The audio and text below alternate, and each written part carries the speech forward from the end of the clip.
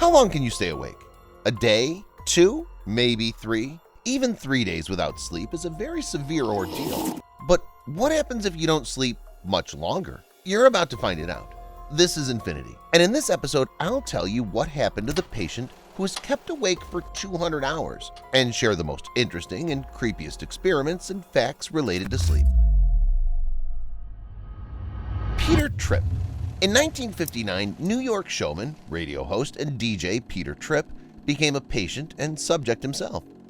Peter decided to raise money for charity on the air, staying awake for 8 days and 8 hours. The event was an obvious publicity show, but at the same time it was meant to show how long a person could stay awake and what would happen to them as they went without sleep more and more. Throughout this marathon, Tripp broadcast from his glass booth in Times Square, where people gathered to watch. Any New Yorker could monitor the experiment.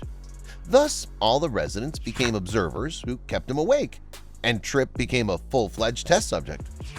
For the first couple of days, Tripp behaved as usual. Being an energetic person in general, he remained so during the first hours without sleep. He joked a lot, talked, was awake and cheerful. On the third day, the 32-year-old Tripp began to experience problems. He began to hallucinate. For example, he saw cobwebs in his shoes.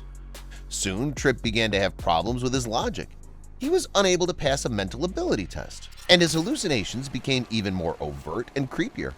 For example, he thought one of the observer's suits was woven of furry worms, and he once saw flames in a closet, causing him to rush outside to call the firemen. Peter began to develop psychosis and paranoia. He no longer perceived reality adequately and suspected everyone around him of various things. For example, he began to suspect his colleagues at the radio station of putting sleeping pills in his food to make him sleep. And on the last morning of the experiment, he mistook one of the doctors for a funeral home worker who had come to take his body. By then, Peter was barely alive, unable to speak normally, and constantly experiencing hallucinations. Eventually, he even began to perceive himself not as Peter Tripp, but as someone else. In total, the DJ was awake for 201 hours. After it was over, the DJ slept for 24 hours. With his experiment, he showed what the human body is capable of and what happens if you don't give it a rest. Peter went down in history, but the experiment did not go away. Tripp's personality underwent profound psychological changes from which he never recovered for the rest of his life. Soon after the memorable broadcast, Peter's wife left him and he was fired from the radio station. Randy Gardner. 201 hours without sleep is hefty, but it's far from the limit. The documented record holder is Randy Gardner. He went down in history as the man who managed to stay awake the longest, 264 hours or 11 days and 25 minutes. That's how long Randy stayed awake. He set the record at a young age, in 1964 when he was only 17. Randy was inspired by Peter Tripp's story and agreed to an experiment led by scientists from Stanford University. Randy was joined in the experiment by his friend, Bruce McAllister, who was taking notes. But he didn't last long and passed out 3 days after the experiment started. Everything was normal for the first couple of days, except that Randy found it difficult to focus on things and became a little irritable. The first real effect showed up on the 4th day, when Gardner started hallucinating. Randy also began to mistake street signs for passers-by. The more days Randy spent without sleep, the more often he experienced dizziness and hallucinations. One day he saw a wall dissolve and turn into a forest path. On the last day, when he was asked to subtract 7 from a given number in sequence, beginning with 100, he stopped at 65. When asked why he stopped counting, he said he forgot what he was doing now. After setting the record, Randy talked to reporters, was examined, and fell into a deep sleep. About 15 hours later, he woke up feeling awake and fully recovered. The crazy experiment had no effect on the guy's health. Randy's alive to this day. Not all experiments with sleep imply its complete absence. The Daily Mail journalist named Tom became a test subject in another experiment that revealed the peculiarities of the human body in a different way. In 2014, he experienced the effects of polyphasic sleep. Tom tried to sleep for only 2 hours a day, 20 minutes every 4 hours. Tom had to stay in this mode for 4 days.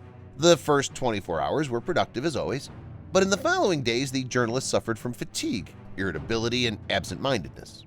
Before starting the experiment, Tom went to the doctor who conducted several tests on mental abilities and measured cortisol level and blood pressure. After the experiment was over, the doctor repeated the tests. Tom's memory declined by 80%. The journalist failed the multitasking test, became very inattentive, passed the driving simulator test twice as bad, and his cortisol level and blood pressure were elevated. In general, polyphasic sleep is clearly not the best option. As scientists have found out, sleep deprivation affects humans negatively and changes them psychologically and physically, but doesn't kill them. Unfortunately, the same cannot be said about animals. The first known experiment that proved this to the world was conducted back in 1894. The Russian biochemist and somnologist Maria Massienya conducted an experiment with 10 puppies, which she did not let sleep. Unfortunately, none of the test subjects survived. Maria found that the lack of sleep for animals is much more dangerous than the lack of food. If after 3 weeks of starvation puppies can still be saved, then 4 to 5 days without sleep are deadly for them. The experiment proved that prolonged insomnia in animals affects the brain. What the scientists did to the animals was a scientific experiment, even though it could be perceived as torture. As for torture, sleep deprivation is actively used in harsh interrogations in many places around the world. In the United States, this method of interrogation was even officially introduced at the CIA in 2005. The intelligence agency allowed people to be interrogated without sleep for 180 hours, which, by the way, is more than a week. In the absence of sleep and rest, the suspect begins to become more and more irritable and vulnerable. Their vigilance is lost, so at any moment they may crack and say the information or confess to the crime in exchange for sleep. The method is inhumane, cruel, but very effective, as the CIA itself admits. As you can see, lack of sleep can lead to all sorts of consequences and effects, and you never know how sleep deprivation will affect this or that person. After all, sleep is a very complex thing. And besides sleep deprivation and sleep experiments, there is much more to tell about it. Stay tuned to learn unusual details about sleep paralysis, nightmares, the moment before falling asleep, and more. Sleep paralysis is one of the most terrifying conditions one can experience while lying in bed. Chances are some of you have experienced this phenomenon more than once, and some people experience sleep paralysis very often. I hope you're not one of these people because there's very little pleasant about it. During sleep paralysis, a person is immobile, unable to speak, but in fact conscious. That would be all right, but this process is almost always accompanied by hallucinations in the form of monsters wandering around the bedroom, hanging from the ceiling, or sitting right on the person's chest. This causes panic because the person can't move, which means they can't chase away demons and other evil spirits. Sleep paralysis occurs at the junction between wakefulness and rapid eye movement sleep.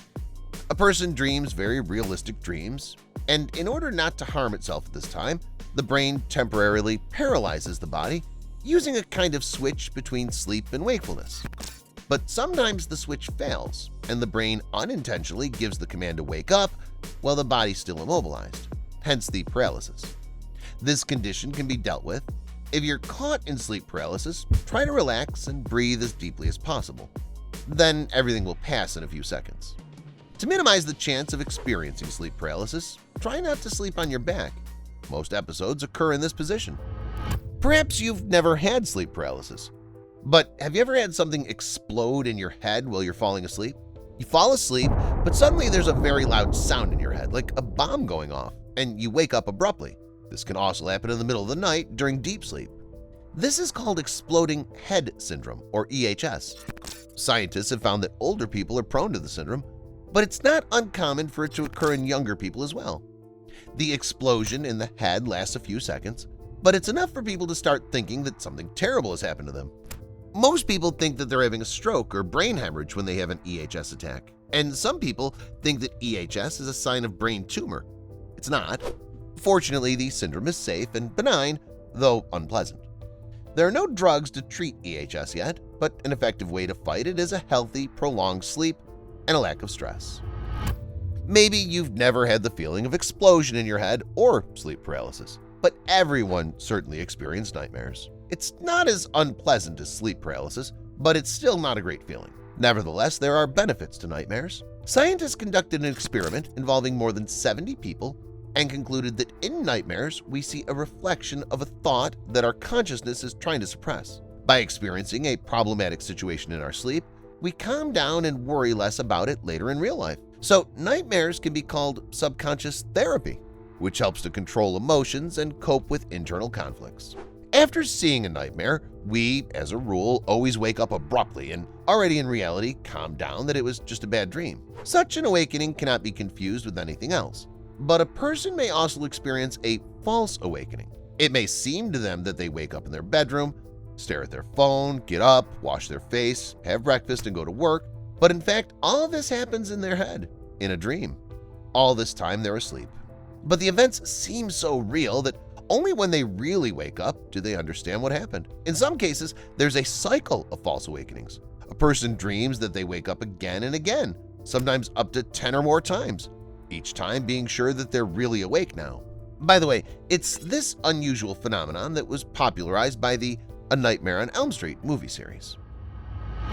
Hypnagogic hallucinations. Sleep is a very complex phenomenon because, in essence, it's not just rest, but a mixture of the unconscious and the conscious. At the very moment when a person just begins to fall asleep, this mixing takes place, and this can lead to the appearance of hypnagogic hallucinations. This is another interesting phenomenon associated with dreams. These hallucinations are characterized by the conscious perception of images from the unconscious. A person may experience auditory, visual, tactile, and logical hallucinations. The most famous lover of hypnagogic hallucinations was the legendary Spanish artist Salvador Dali. He often practiced sleeping with a key in his hand while sitting on a chair. When the artist began to fall asleep and his unconscious began to mix with his conscious mind, the key would rattle down and wake him up.